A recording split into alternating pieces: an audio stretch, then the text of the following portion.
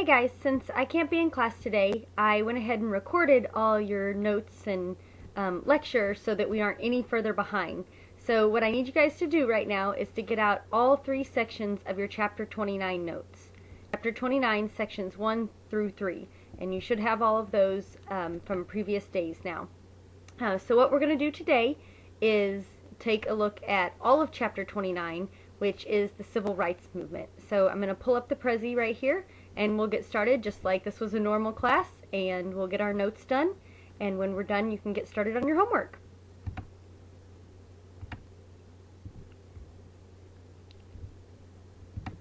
So Chapter 29 is the Civil Rights Movement, and so we're going to get started here. The first thing we're going to talk about is kind of what sets the stage for the Civil Rights Movement is Plessy versus Ferguson. And we talked about that several chapters ago. Plessy versus Ferguson is the case that establishes that separation or segregation is legal. So you are allowed to have different colored waiting rooms or water fountains or cars on a train. Anything like that was allowed to be segregated or separated. So you can see pictures here of some of the actual signs from various points in time on buses, on train cars, anywhere you were allowed to have segregation. So World War II sets the stage then from the Civil Rights Movement, because you have on one hand the Plessy versus Ferguson case that upholds segregation, and that's kind of been going over time now for a little while. But then you have World War II, which intersects with that. And this sets up the Civil Rights Movement because African Americans now have new jobs. During the war, remember, a lot of the men went away to war, and that opened up a lot of new industrial jobs and war production jobs for the blacks, and a lot of them moved north for these jobs. So not only now do they have new jobs, but they also have new sources of income, which leads to more sources of social power. In addition to that, nearly 1 million African Americans have served in the military. 1 million. And so they all come home from war and they expect to receive the freedom that they just fought to defend, right? They just fought for our country, they helped defend us against our enemies, and now they come back home and they're still not treated as equals who helped just defend the country. And the last part of that is you have civil rights organizations starting to organize. So you have African Americans who now have jobs and a little money and a little more power. You have civil rights organizations that are going to start organizing those people and setting up civil rights campaigns. And then you have 1 million African Americans who are returning from war who now feel that they deserve these rights that they just fought to protect. And if you'll see here at the bottom of the screen, this is actually a picture of some African American soldiers in World War II. So the next thing we're going to talk about is Brown versus the Board of Education. And this is the case that we all know overturns Plessy versus Ferguson and says that segregation is no longer legal. So Brown versus the Board of Education was about segregation in schools. And so the NAACP, which we also have already talked about a little bit in here, the National Association for the Advancement of Colored People, and Thurgood Marshall, who you see here on the left, they decide to help challenge the Plessy versus Ferguson case. And like I said, they're going to focus on the inequalities between black schools and white schools, because they were separate, but they were definitely not equal. And so they're going to focus on that inequality between the two schools when they take this case before the Supreme Court. The Supreme Court rules that separate but equal is inherently unequal, and it definitely has no place in education. So they say the separate but equal clause that we got from Plessy versus Ferguson is inherently unequal because it's separate, and that separation of the races and inequality has no place whatsoever in education. Now, again, this case does then expand and it starts to applying to segregation across the entire United States, but the ruling itself was specifically about segregation in education. So this is going to change America for good, because Brown versus the Board of Education is going to have huge effects on the rest of the country. So some states are going to readily accept desegregation. They're going to start desegregating their schools. They're going to start combining the blacks and the white schools, and it's not an issue. But on the other hand, especially in the South, some schools are really going to resist desegregation. There's going to be a lot of conflict. There's going to be a lot of controversy. There's going to be a refusal for a very long period of time to do anything. And the federal government is finally going to come in and force them to desegregate. And what happens when that's the case is you get what happened in Arkansas, which is this group called the Little Rock Nine. And what happens is the Arkansas governor actually calls out the National Guard, the Arkansas National Guard, to prevent these 9 black children from enrolling in a white school. So the United States is overall going to start forcing these white schools to start accepting black students. And in Arkansas, these 9 black students decide that they're going to go enroll in the white school. They live in that school district. And the Arkansas governor says, no way, not happening on my watch, and he actually calls out the National Guard. Well, when the president hears about this, he calls in the army to supersede the National Guard, and he forces the school to allow these 9 children to attend the white school. So here's some pictures of this actually happening. You can see in the background there, behind the black girl, you can see several white girls actually yelling, and they don't look very happy, so you can probably assume they're not yelling very nice things. And then behind that, you can actually see the soldiers. Here's another picture of the group, and they're coming out of the school, and you can see the soldiers have had to escort them.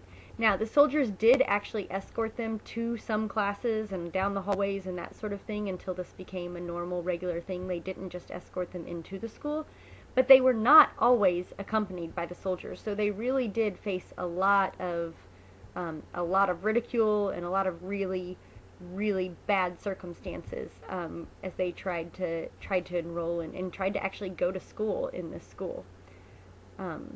A lot of times they were blamed for fights or for violence or for stealing things that weren't actually happening. Again, here you'll see the kids actually trying to get into the school, and I believe this was when they were trying to keep them from entering. And then here's another picture of them being escorted in. And that's all 9 students right there.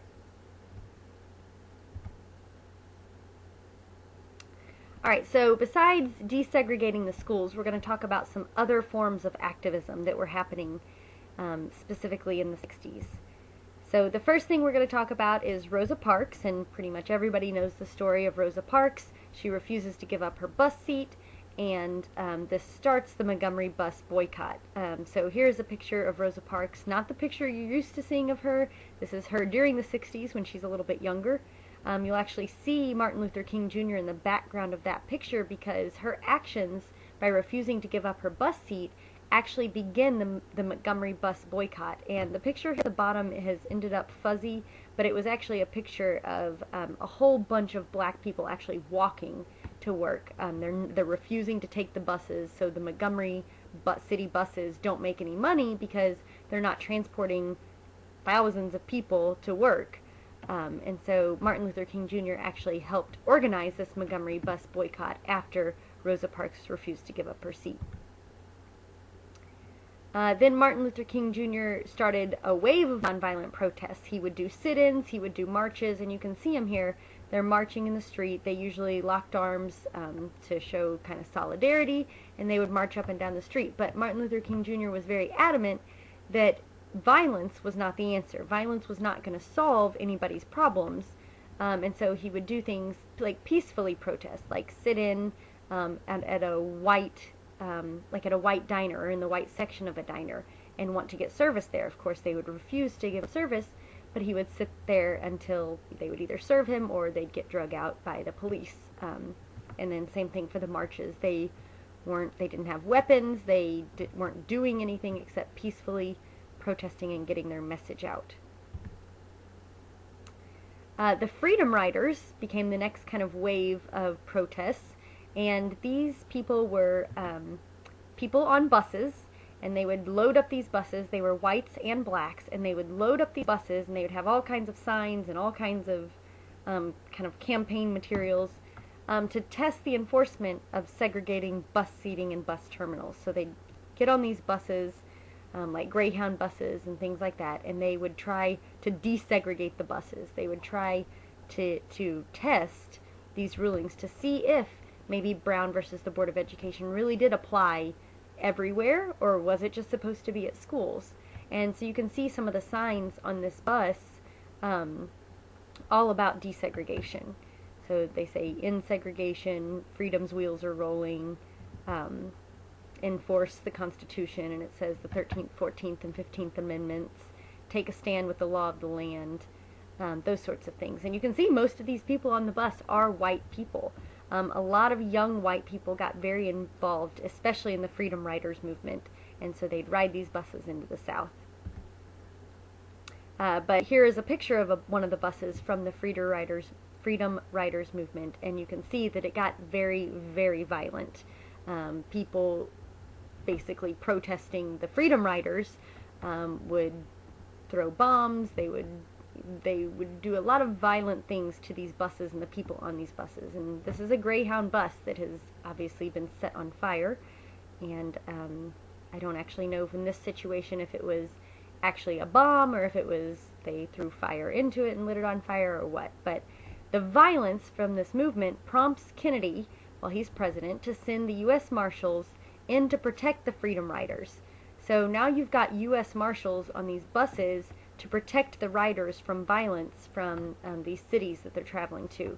And this in turn then ends up with an official ban on segregation in travel. So this is actually how the Brown versus Board of Education, the whole idea of desegregation, this is how this starts applying to other areas. It actually ends up banning segregation in travel facilities. The next thing we're going to talk about is the Freedom Summer of 1964, and that is going on kind of about the same time period, and civil rights workers are going to go into the South and register blacks to vote. Remember, African Americans had the right to vote, but especially in the South, that wasn't really enforced because there were still Jim Crow laws and literacy tests and poll taxes that prevented African Americans from voting. So now that we've got the civil rights movement going, we're actually going to send civil rights workers in to register these African Americans who have the right to vote to vote. Again, this movement turns extremely violent. But a lot of these workers were beaten, murdered, some disappeared. It was just a really ugly setting. So they're trying to, like I said, register the blacks to vote, and they get extremely harassed, if nothing else, but a lot of them were actually beaten and murdered. The Selma campaign of 1965, you can see Martin Luther King Jr. up there. He leads this movement. After a civil rights demonstrator was shot and killed, Martin Luther King Jr. leads a protest march from Selma to Montgomery, Alabama. So this is kind of a long distance, and he's actually going to march on foot in protest of a civil rights worker being shot and killed. And during the march, TV cameras captured the police attacking and beating the marchers. So this sends a message to the rest of America that these marchers who are peacefully protesting, they're not doing anything, just marching down the road, are getting harassed and attacked, and not just by individuals, but by actual police forces. So here on the right is a picture of Martin Luther King Jr. leading this march. You can see there are a lot of people marching with him. And then here on the left, you can see from Selma to Montgomery, Alabama, you can see on the map there just how far they were marching across the state of Alabama. Now we're going to talk a little bit about Malcolm X. So we've talked about Martin Luther King Jr. and his appeal and his call for nonviolent protests and his role in the civil rights movement. But now we're also going to talk about Malcolm X. And he's going to appeal to the civil rights movement and civil rights activists, but in a different way. He's going to appeal not on this peace and nonviolence line, but on to racial and a little bit more radical pride. Okay, this is a picture of Malcolm X here. Malcolm X is going to argue that whites are who have caused the poor conditions for blacks, and that blacks should just entirely separate from white society. And then he's going to go as far as to say that blacks should defend themselves with weapons if necessary. So he says that Martin Luther King Jr. has got it all wrong, that violence is okay if it's necessary. And so this really causes a kind of a split in the civil rights movement, because you've got the people who support the nonviolent protests, and then you've got people who say, hey, we've been held down, we've been abused, and if worse comes to worse, we're going to fight back. And like I said, Malcolm X not only saying that violence is okay, but he's really calling on the racial pride here. And he's saying that blacks should just separate and form their entire own society. And this really frightens white America. It frightens them that they think that the blacks could organize and separate from society. And it really frightens them that these blacks are arguing that they should be able to defend themselves and fight back. And so this is going to cause a couple things to happen. But one of the things that happens during this time is that Malcolm X actually converts to Islam, and he does his pilgrimage to Mecca. And while he's there, he learns that all races are equal. So it's not that whites were superior to blacks, it's not that blacks are superior to whites, it's pure racial equality, and that is for all races. And that's part of what he learns while he's in Mecca. That's part of what he learns that the Muslim faith preaches. And so he begins advocating voting rather than violence. So he now kind of splits with this own kind of movement, this more radical movement. He actually splits and begins advocating a more peaceful form of change, and his is through voting. He definitely thinks that African Americans can make a difference by getting out into the polls and voting and getting their message across and electing people to support them. So part of the group who stays fairly radical are the Black Panthers. And so this is a picture of the Black Panther Party. They actually become a political group, and they are going to protest the police brutality against blacks. They're going to advocate for self-sufficiency, so that same kind of idea that Malcolm X started, the blacks separating from white society. And they too are going to advocate this self-defense. So the Black Panther movement really evolves out of these beginning ideas that Malcolm X had. Now, if you've seen Forrest Gump, you remember that Forrest Gump is invited to the Black Panther Party, and he thinks it's going to actually be a party, like a dinner party, but it's actually this political party that's meeting and having a political meeting, and it's pretty radical, and he's really confused. So these are the Black Panthers. And part of this advocating for self-sufficiency, the Black Panthers are to start setting up different centers and services in the ghettos to serve their black communities. And so they're going to set up daycares, they're going to set up free breakfast programs, medical clinics, assistance to the homeless, and a whole slew of other services. And they're going to set up and they're going to run these services themselves in their ghettos, because they say we have to be self-sufficient. We can't depend on this white-controlled government to take care of our needs and get us what we need to get done to survive.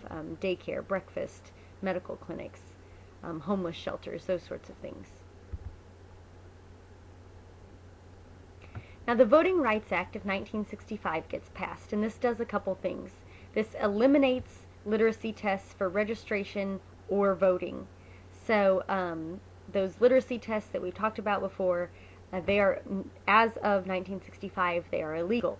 And so this is then also going to establish federal election examiners who can go into the South and register voters who had been denied registration before. So especially in those southern states where the local officials were either still trying to charge poll taxes or giving them literacy tests or just saying they couldn't vote, you're now going to have federal officials going into the South, setting up voter registration sites and registering these people to vote. And when they do this, the percentage of registered African Americans triples. So you have 3 times as many African Americans registered to vote after this after this Voting Rights Act is passed and the federal election examiners go into the South. Now, we do need to talk about 2 different types of segregation that are happening, discrimination and segregation, because there is a difference in them. De facto segregation is segregation by practice and custom. Okay, that's just where in a community they've always segregated the blacks from the whites. Everybody in the community was raised that way. Everybody in the community believes that way, and so that's just going to be the way it is. So that's de facto segregation. You can remember that by, it's just a matter of fact. That's just the fact of the matter of how it was in that town. That's de facto segregation. It's just by practice and custom. On the other hand, there's de jure segregation, and that's segregation by law. So you can think of the jure, J-U-R-E, you can think of that as like jury or law. Okay, so de jure segregation is segregation by law. So those are laws that are actually on the books that say blacks and whites can't eat in the same restaurants. They can't ride in the same bus cars. They can't wait in the same waiting rooms. They can't drink out of the same water fountains or use the same restrooms. These are types of segregation that are actually written into law. So de facto segregation is harder to change or to mitigate than de jure segregation. So I need you to think about that for a little bit and think why de facto segregation would be harder to change than de jure segregation, because it definitely was. So see if you can think through some reasons why that might be.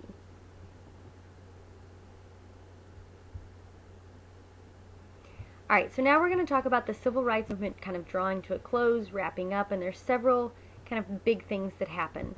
Of course, the first big thing that we're going to talk about is Martin Luther King Jr. is assassinated by James Earl Ray. This happens in 1968, but this is towards the end of the civil rights movement. This is after the Civil Rights Act has been passed, this is after the Voting Rights Act has been passed, and progress has definitely been made. This is after the Brown versus Board of Education case, so some rights are restored, and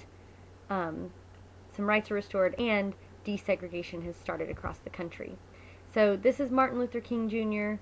and Jesse Jackson and some other leaders that are with him. This is him actually outside the hotel he was staying at, just moments before he was shot. So this is a pretty infamous picture at this point, because this was one of the last pictures taken of him in just moments before he was shot. This, of course, is a picture of the shooting. You can see him lying on the ground there. People are standing around him. You can see people are bent down there on the right to try to help him. You can see the pool of blood starting.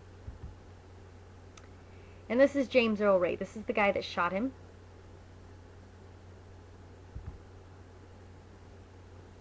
So by the end of the 60s, the civil rights movement had accomplished a lot of things, but discrimination and inequality were still present, because things like that don't change overnight.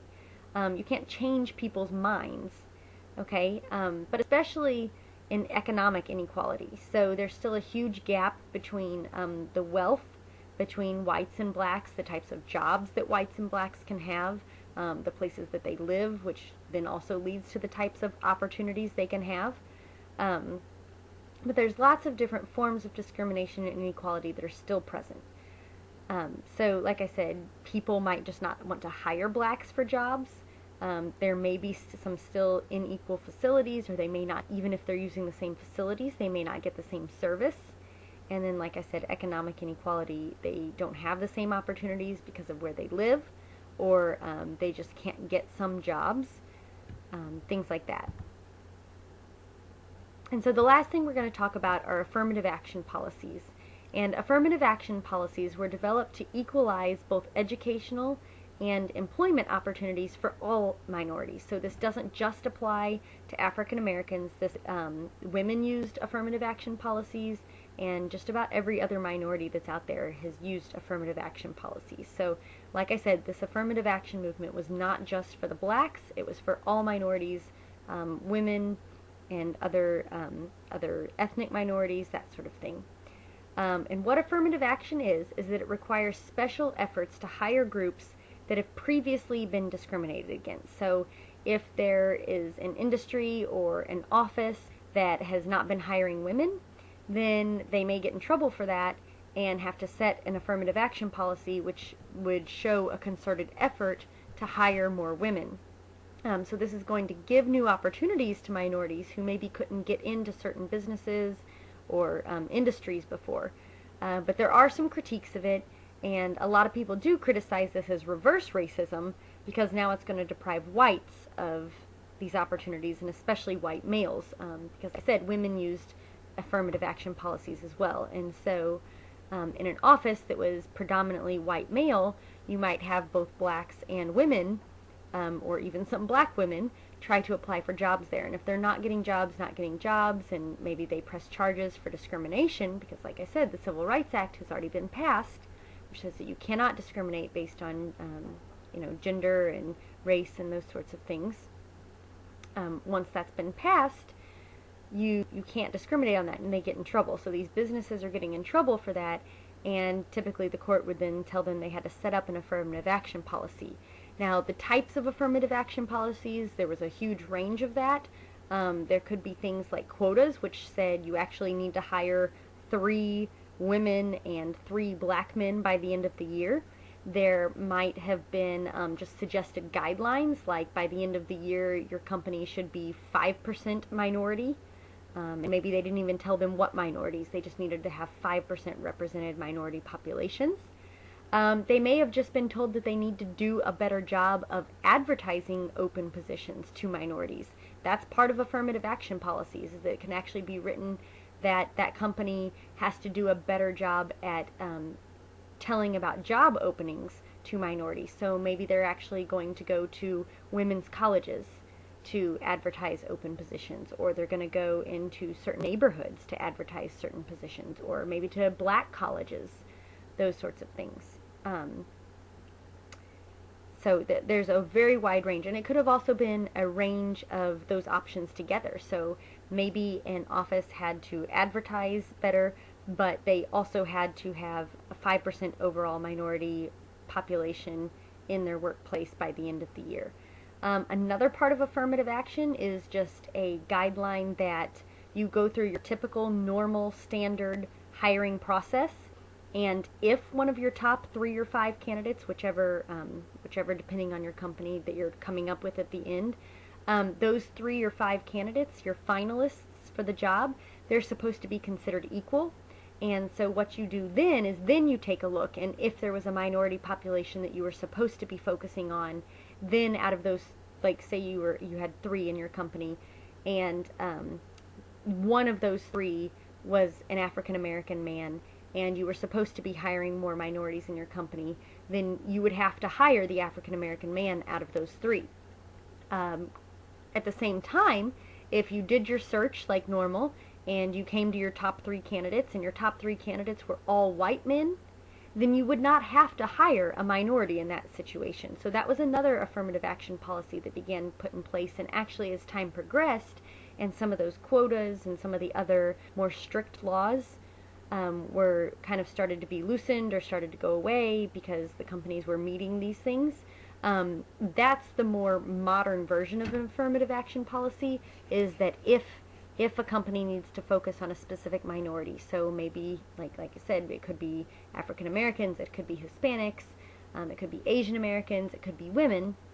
If a company is supposed to be focusing on that minority population, then they do their completely normal hiring process, but if one of their top candidates falls into that minority category that they're supposed to be focusing on, then they are supposed to hire the minority person. If there are 2 minorities that make it into the top finalists, and they both fall into the same category that company is supposed to be focusing on, then the company would get to pick between either one of those. Alright, so that wraps it up for the notes. We covered all of Chapter 29 today, so I hope you have a good overview of the Civil Rights Movement. And so now it's time for homework, or home fun. And because let's be real, this is fun. This isn't just work. And here's your homework. First hour, you're doing Chapter 30, Section 1. The reason that you're only doing Chapter 30, Section 1 tonight is because you'll get the rest of your homework tomorrow. It's a half day, and so you'll be given some time to do that in class. 5th and 7th hours, I'm sorry, you don't have class tomorrow, so you kind of get a break, but that does mean that you get all of your homework tonight. So you will be getting Chapter 30, Sections 1 through 3.